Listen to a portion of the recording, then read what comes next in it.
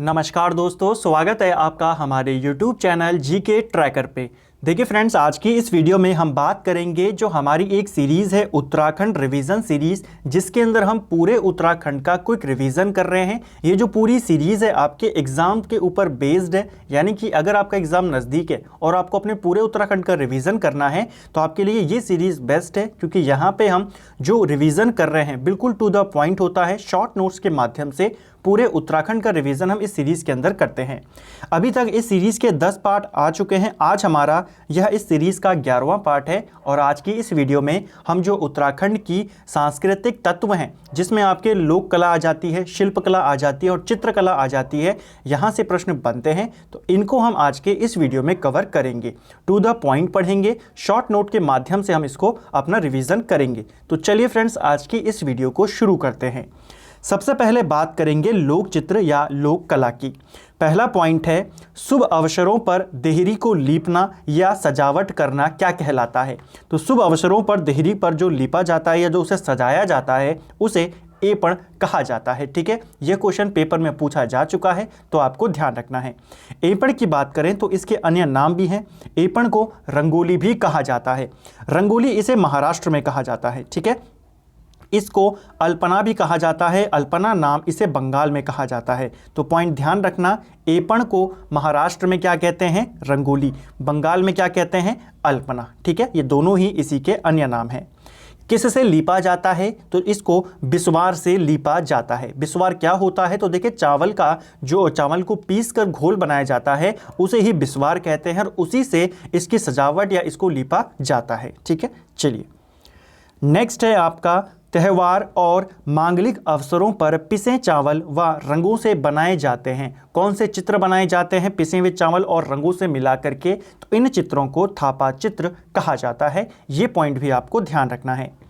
Next है, और ये मोस्ट इंपॉर्टेंट है, रसोई घर की दीवारों पर बनाए गए देवी देवताओं के चित्रों को क्या कहते हैं? तो जो आपके रसोई घर की दीवारों पर देवी देवताओं के चित्र बनाए जाते हैं उन्हें नाथ या टुपुक चित्र कहते हैं। और ये इंपॉर्टेंट पॉइंट है, आपको ध्यान रखना है। ठीक है, रसोई घर की दीवारों पर देवी देवताओं के चित्र क्या कहलाते हैं? नाथ चित्र या टुपुक चित्र। नेक्स्ट है, खास अवसरों पर घर के पूजा स्थल व देहरी में बनाए जाते हैं। खास अवसरों पर जो आपके घर के पूजा स्थलों पर और देहरी पे बनाए जाते हैं उन्हें वसुधारा चित्र कहा जाता है। पूछा जाएगा पूजा स्थलों पर बनाए जाने वाले चित्रों को क्या कहते हैं? आप बताएंगे वसुधारा चित्र। नेक्स्ट है, विभिन्न रंगों से देवी देवताओं के चित्र को क्या कहते हैं? जो अब अलग अलग रंगों से मिलाकर देवी देवताओं के चित्र बनाए जाते हैं उनको ज्योति मातृका चित्र कहते हैं। ये पॉइंट भी आपको ध्यान रखना है। ठीक है, ये केवल देवी देवताओं के चित्र हैं। यहाँ पर आप बताएंगे ज्योति मातृका चित्र। लेकिन अगर पूछेगा रसोई घर में जो चित्र बनाए जाते हैं देवी देवताओं के, उनको क्या कहते हैं? तो उनको हम नाथ या टुपुक कहते हैं, जैसे हमने ऊपर पढ़ा।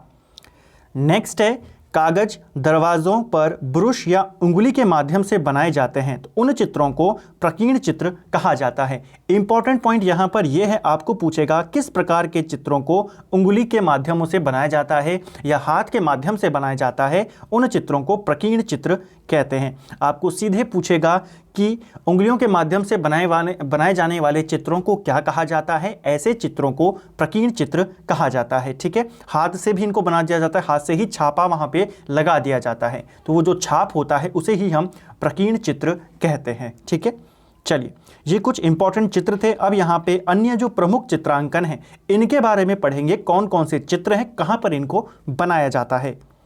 दीपावली के अवसर पर घर के दरवाजों पर लक्ष्मी माता के पदचिन्ह बनाए जाते हैं और इनको लक्ष्मी पौ चित्र कहा जाता है। आपको सीधा प्रश्न बनेगा, लक्ष्मी पौ चित्र कहाँ पे बनाए जाते हैं? तो ये दीपावली के अवसर पर आपने देखा होगा, जो अभी दीपावली गई है वहाँ पर भी घरों में जो दरवाजे होते हैं वहाँ पे लक्ष्मी माता के पद चिन्हों को वहाँ पे बनाया जाता है। ठीक है, तो ये आपको ध्यान रखना है, उनको क्या कहते हैं? लक्ष्मी पौ चित्र।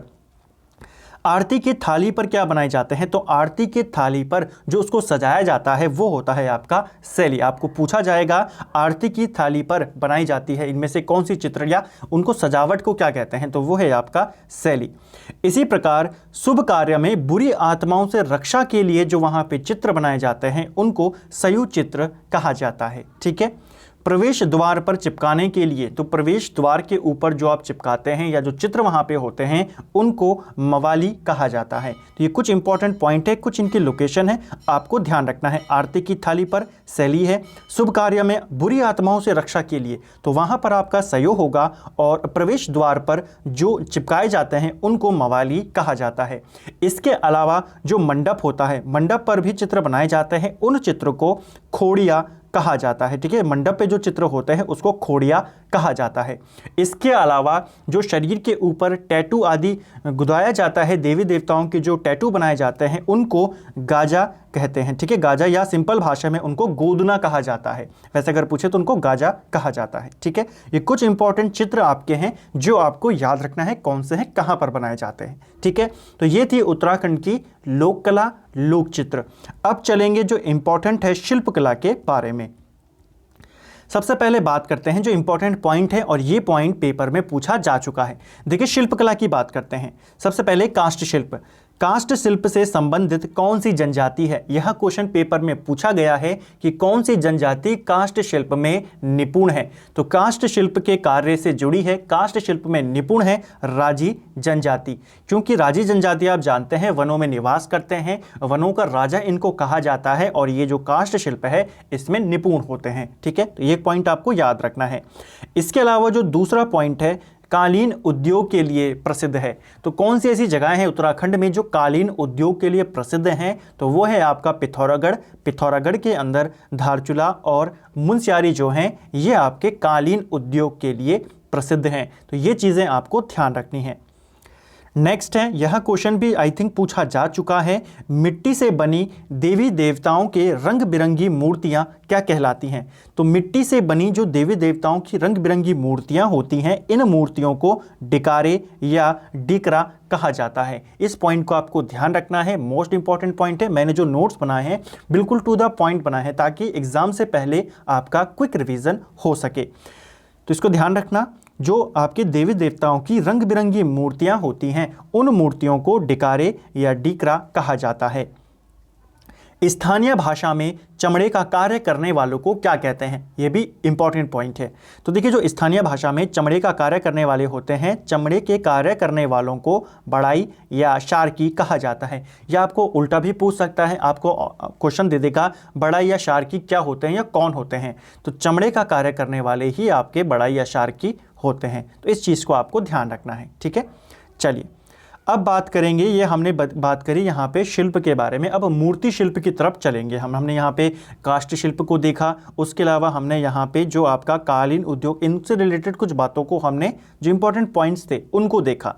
अब बात करेंगे मूर्ति शिल्प के बारे में, और यहाँ से आपके क्वेश्चन बनने के चांसेस काफ़ी ज़्यादा हैं क्योंकि अलग अलग देवताओं की अलग अलग मूर्तियाँ मिली हैं। तो आपको पूछा जाता है किस देवता की मूर्ति किस स्थान से किस अवस्था में मिली है, तो वो हम अब यहाँ पे जानेंगे टू द पॉइंट। चलिए भगवान विष्णु की प्रमुख मूर्तियों के बारे में पहले बात करते हैं। सबसे पहले आती है, आपको पूछेगा भगवान विष्णु की वामन अवतार की मूर्ति किस स्थान से मिली है? तो इनकी वामन अवतार की मूर्ति आपके काशीपुर से मिली है। ठीक है।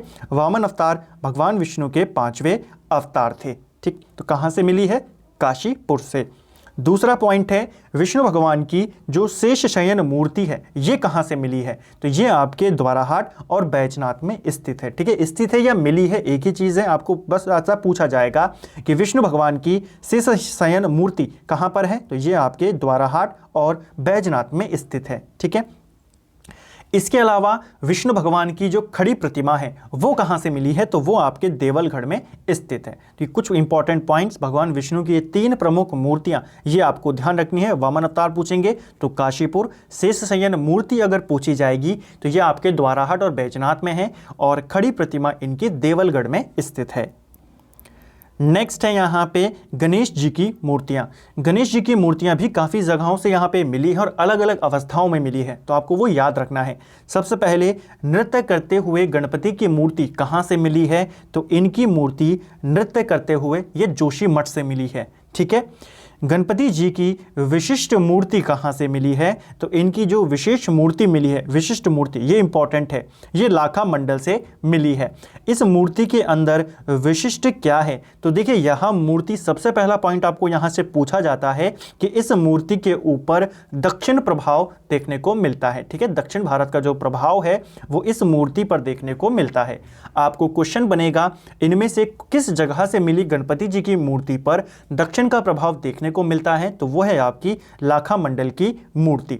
इस मूर्ति में गणेश जी मोर की पीठ पर सवार हैं। ठीक है, मोर की पीठ पर, जबकि गणेश जी का वाहन क्या है, उनका वाहन होता है चूहा, मूषक, लेकिन यहां पर वो मोर की पीठ पर सवार हैं। तो प्रश्न बन सकता है कि कौन सी जगह से या मोर की पीठ पर बैठे गणेश जी की मूर्ति कहां से मिली है, तो वो भी आपके लाखा मंडल से मिली है।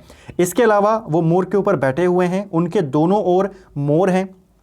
ठीक है, दोनों ओर उनके मोर हैं और जो मूर्ति है, मूर्ति के 4 हाथ दिखाए गए हैं। इसके अलावा 6 सिर यहाँ पे दिखाए गए हैं। ये कुछ एक्स्ट्रा फैक्ट है, लेकिन जो बेसिक बातें हैं शुरुआत में जो मैंने आपको बताई, एक विशिष्ट मूर्ति लाखा मंडल से, दूसरा पॉइंट दक्षिण का प्रभाव है इसके ऊपर, और तीसरा पॉइंट मोर के ऊपर बैठे हुए ये मूर्ति मिलती है। ठीक है, चलिए अब बात करेंगे शिवजी की प्रमुख मूर्तियों के बारे में। शिवजी की अगर हम बात करें तो सबसे पहले आपको पूछा जाता है नृत्य मुद्रा में शिवजी की मूर्तियां कहां से मिली हैं।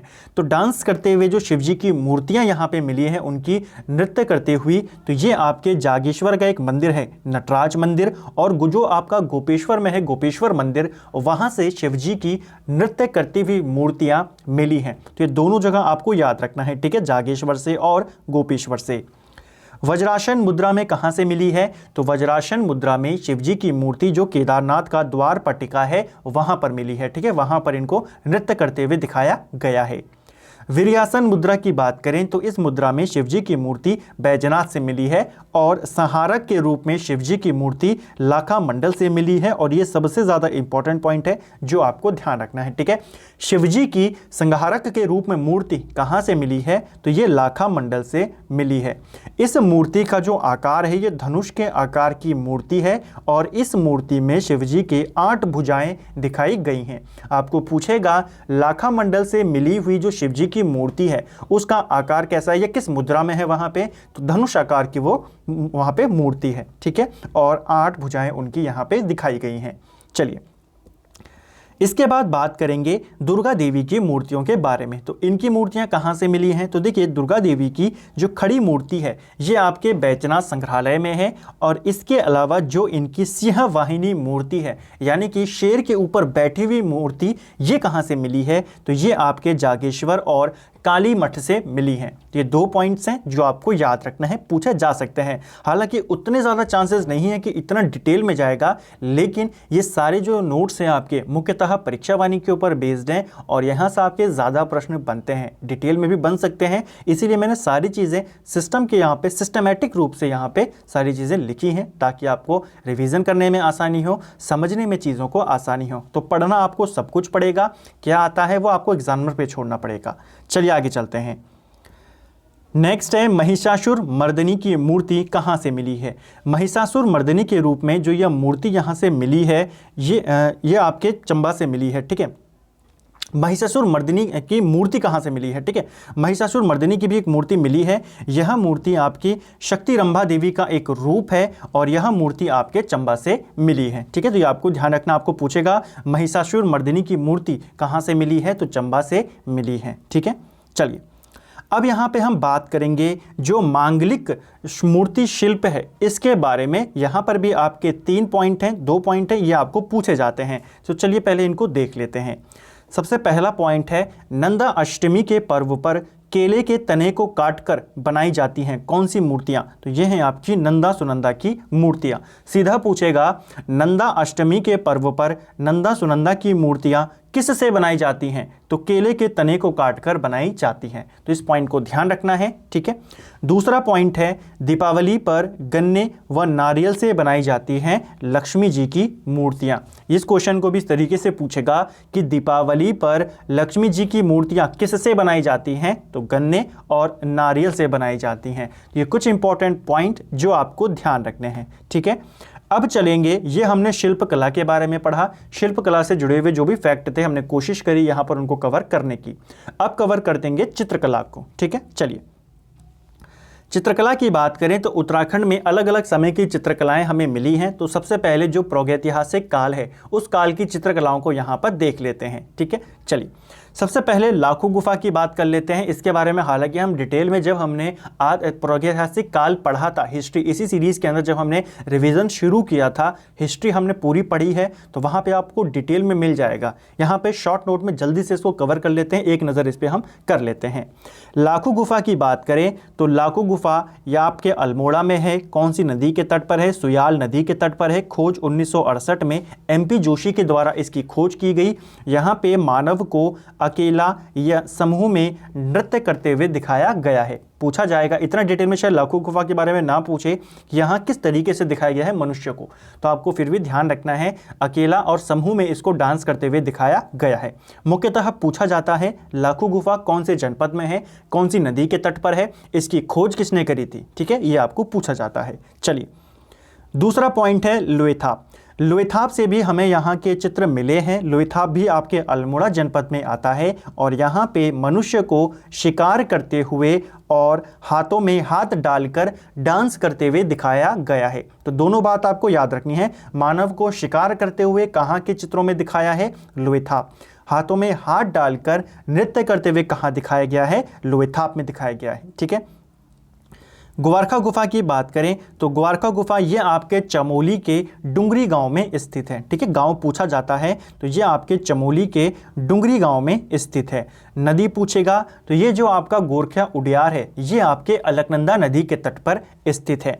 यहाँ पर क्या विशेषता है? तो यहाँ से हमें मानव, भेड़, बारहसिंगा, लोमड़ी इनके यानी कि पशुओं के रंगीन चित्र मिलते हैं। तो क्वेश्चन बनेगा पशुओं के रंगीन चित्र कहाँ से मिले हैं? तो ग्वारखा गुफा, जिसे गोरखा उडियार भी कहते हैं, चमोली जनपद में डुंगरी गांव में अलकनंदा नदी के तट पर स्थित है। कमेंट करके आप बताएं गोरखा गुफा को प्रसिद्ध करने का जो श्रेय है वो किसे दिया जाता है, ठीक है। नेक्स्ट है किमनी गांव। किमनी गांव भी आपका चमोली में है। चमोली में थराली के निकट स्थित है आपका किमनी गांव। यहां से हमें सफेद रंग के शैल चित्र मिले हैं। इंपॉर्टेंट क्वेश्चन है, देखिए, पशुओं के रंगीन चित्र पूछेगा तो गोरखा उडियार, सफेद रंग के शैल चित्र पूछेगा तो किमनी गांव, नीले रंग के शैल चित्र पूछेगा तो उत्तरकाशी का हुडली। तो ये कुछ इंपॉर्टेंट पॉइंट्स जो आपको ध्यान रखने हैं, ठीक है। सफेद रंग के शैल चित्र किमनी गांव से मिले हैं, नीले रंग के शैल चित्र ये हमें हुडली उत्तरकाशी से मिले हैं। अब बात करेंगे, ये हमने प्रागैतिहासिक काल की बात करी। अब चलेंगे जो हमारा मध्य और आधुनिक काल है, जहाँ पे जो मौलाराम के वंशज हैं उनका उत्तराखंड में आगमन होता है। चलिए, सुलेमान शिकोह गढ़वाल कब आया था? देखिए, सुलेमान शिकोह दारा शिकोह का पुत्र था और औरंगजेब का ये भतीजा था। यह गढ़वाल आया 1658 में, ठीक है। 1658 में ये गढ़वाल आया। उस समय यहाँ का शासक कौन है? तो गढ़वाल नरेश थे पृथ्वीपति शाह, और पृथ्वीपति शाह ने सुलेमान शिकोह को शरण यहाँ पे दी थी। तो पूछा जाता है किस पंवार शासक ने सुलेमान शिकोह को गढ़वाल में शरण दी थी? पृथ्वीपति शाह ने, ठीक है। जब सुलेमान शिकोह उत्तराखंड में आया, औरंगजेब से बचकर भागकर आया यहाँ पे, तो सुलेमान शिकोह को शरण पृथ्वीपति शाह ने दी। इसके साथ कुल मिला के 17 लोगों का एक दल आया था और उस दल में आपके 2 प्रसिद्ध चित्रकार थे, श्यामदास और हरदास। तो ये चीज़ आपको ध्यान रखनी है, ठीक है।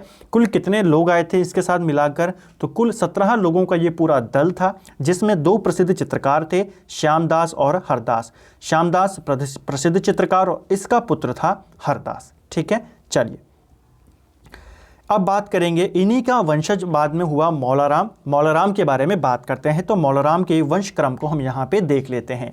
सबसे पहले श्यामदास, फिर इनके पुत्र हुए हरदास, इनके पुत्र हीरालाल। हीरालाल को गढ़वाली शैली का स्पष्ट रूप से सूत्रपात कर्ता माना जाता है। अगर आपको पूछा जाए गढ़वाली शैली का सूत्रपात कर्ता किसे कहा जाता है तो वो हीरालाल को कहा जाता है। हीरालाल के पुत्र हुए मंगतराम और फिर हुए मौलाराम।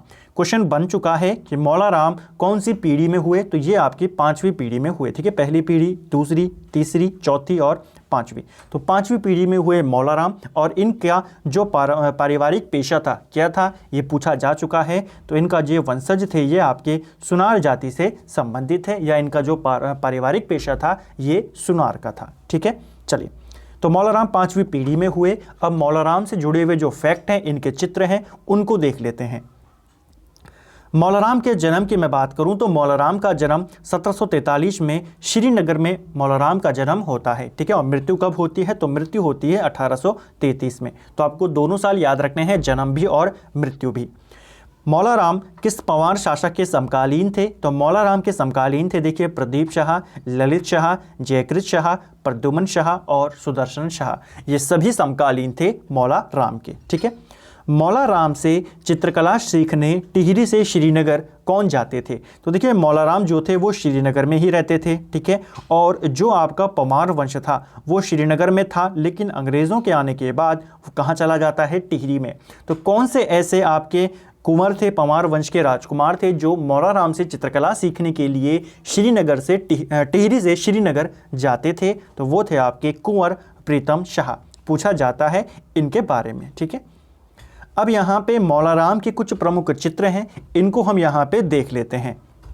सबसे पहले आता है चंद्रमुखी। देखिए, जो चंद्रमुखी चित्र है मौलाराम का, ये काफ़ी प्रसिद्ध चित्र है और इम्पॉर्टेंट इसलिए है क्योंकि इस चित्र के ऊपर जो मौलाराम ने इस पेंटिंग को बनाया है, इसके ऊपर मौलाराम ने कविता को भी लिखा है। ठीक है, कविताएं भी उसने यहाँ पे लिखी हैं। तो प्रश्न बन सकता है मौलाराम ने अपनी किस रचना में या किस चित्र में कविता भी लिखी है, तो वो है आपकी चंद्रमुखी। इसके अलावा मयंकमुखी भी मौलाराम की रचना है। उत्कंठ नायिका, विप्रलंभा नायिका और वासकष्टिया नायिका, ये तीनों नायिकाएं भी किसकी रचना है, ये आपके मौलाराम की रचना है। इसके अलावा जयदेव वजीर और दंपत्ति, ये दोनों रचनाएं भी मौलाराम की है। दंपत्ति अगर आपको पूछा जाए किसका चित्र है तो ये बनाया मौलाराम ने है, लेकिन किसका है तो ये आपके जो प्रद्युमन शाह हैं और उनकी पत्नी, उन दोनों का चित्र है। ठीक है, राधा कृष्ण मिलन, सितार प्रिया, हिंडोला, मस्तानी, इसके अलावा बाग व घुरड़। ठीक है, ये सभी रचनाएं, सभी चित्र किसके हैं तो ये सभी चित्र मौलाराम के चित्र हैं। मौलाराम के चित्रों के अलावा मौलाराम की कुछ प्रमुख रचनाएं भी हैं, उनकी किताबों के नाम भी पूछे जाते हैं। पहली है आपकी गणराज वंश काव्य। गणराज वंश काव्य किसकी रचना है तो ये आपके मौलाराम की रचना है। इसके अलावा गणगीता संग्राम, ये एक मौलाराम का नाटक है। ठीक है, किसका है, मौलाराम का। और मनमथ सागर, यह भी मौलाराम की रचना है।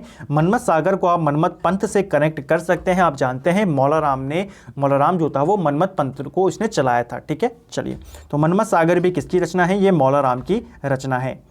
अब हम यहाँ पे बात करेंगे जो मौलाराम के चित्र हैं, इनको दुनिया के सामने जो रखने का श्रेय जाता है वो किसको जाता है, पूछा गया है कई बार। ठीक है, और 3 से 4 बार ये क्वेश्चन पूछा गया है। इन 4 लाइनों को मिलाकर आपको 4 से 5 बार क्वेश्चन पूछा जा चुका है। मौलाराम के चित्रों को दुनिया के सामने लाने का जो श्रेय जाता है वो बैरिस्टर मुकुंदी लाल को जाता है। ठीक है, इनकी कुछ प्रमुख किताबें हैं जैसे Garhwal paintings, some notes on Molaram और गढ़वाल स्कूल ऑफ पेंटिंग। ये तीनों किताबें मुकुंदी लाल की हैं और तीनों ही आपके लिए मोस्ट इंपॉर्टेंट है, पेपर में पूछी जा चुकी हैं। ठीक है,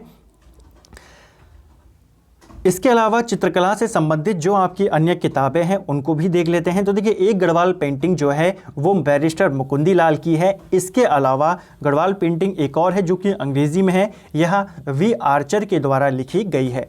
गढ़वाल चित्रकला, ये आपके गढ़वाल चित्रकला एक सर्वेक्षण, ये किताब डॉक्टर यशवंत सिंह कठौच की है। और पहाड़ी चित्रकला ये किशोरी लाल वैद्य की है। ये तीनों किताबें इंपॉर्टेंट हैं। अभी तक ये वाली तो पूछी नहीं गई, लेकिन ये दोनों किताबें पूछी जा चुकी हैं, ठीक है।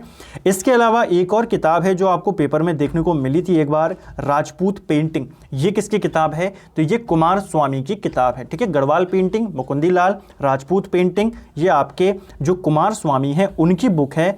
और यहाँ पे हमने पढ़ा पहाड़ी चित्रकला, ये रचना है किशोरी लाल वैद्य की। लेकिन अगर आपको पूछेगा पहाड़ी घसियारे वो किसकी चित्र है? पहाड़ी घसियारे एक चित्र है जिसको रणवीर सिंह बिष्ट ने बनाया है, ठीक है। तो दोनों में आपको कंफ्यूजन नहीं करना, दोनों को ध्यान रखना है। अब बात करेंगे मौला राम के बाद कौन से आपके प्रसिद्ध चित्रकार हुए जिनके बारे में हमको जानना है। मौला राम के बाद जो प्रसिद्ध चित्रकार हुए उसमें नाम आता है चेतू और माणकू का, ठीक है। कृष्ण लीलाओं के चित्रण के लिए प्रसिद्ध है। कौन है कृष्ण लीलाओं के एक चित्रण के लिए? तो वो है चेतू। पूछा जाएगा आपको कि इनमें से किसने कृष्ण की लीलाओं का सुंदर चित्रण किया है या कृष्ण की लीलाओं के चित्रण के लिए प्रसिद्ध है? तो वो है चेतू, ठीक है। ये जो चेतू और माणकू थे इनको सुदर्शन शाह ने अपने दरबार में संरक्षण दिया था, ये भी पूछा जा चुका है, ठीक है। चेतू की 13 चित्रों की रुक्मणी हरण चित्रमाला सुरक्षित रखी है कहाँ पर? वाराणसी कला भवन में। सीधा प्रश्न यहाँ से बन सकता है कि जो 13 चित्रों की रुक्मणी हरण चित्रमाला है किसका है? तो ये आपके चेतू का है जिसको वाराणसी कला भवन में रखा गया है। एक और चीज़ चेतू के बारे में कहा जाता है कि चेतू अपने जो चित्र बनाते थे अपने उन चित्रों के पृष्ठ भाग में यानी कि पिछले भाग में ये हस्ताक्षर उसके ऊपर कर देते थे, ठीक है, सिग्नेचर करते थे। तो पूछा जाएगा इनमें से कौन अपने चित्रों के पृष्ठ भाग में सिग्नेचर करते थे? तो वो थे चेतू, ठीक है। नेक्स्ट है जयदेव के गीत गोविंद का चित्रण किसने किया? अभी हमने चेतू के बारे में बात करी, अब हम बात करते हैं माणकू की, ठीक है। जयदेव जो है इन्होंने एक रचना करी है गीत गोविंद, ठीक है, और इसका चित्रण किया है माणकू ने। तो ये आपको ध्यान रखना है। पूछेगा अगर गीत गोविंद किसकी रचना है तो जयदेव की है। गीत गोविंद का चित्रण किसने किया है? तो ये माणकू ने किया है।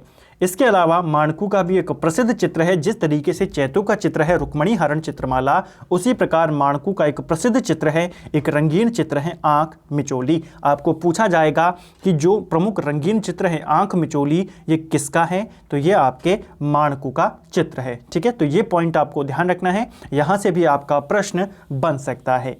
तो फ्रेंड्स ये थी हमारी उत्तराखंड की चित्रकला, लोक कला और शिल्पकला के बारे में हमने आज के इस वीडियो में जाना। एक और चीज़ हमने यहाँ पे जो शैली है मौला राम की शैली है या जो वो आए गढ़वाल में आए तो उन्होंने कौन सी शैली को यहाँ पे चलाया, देखिए उस शैली को गढ़वाल शैली कहा जाता है। हमने ऊपर पढ़ा था कि गढ़वाल शैली का सूत्रपात कर्ता स्पष्ट रूप से किसको माना जाता है? हीरा लाल को माना जाता है। हीरा लाल मौला राम के दादा थे।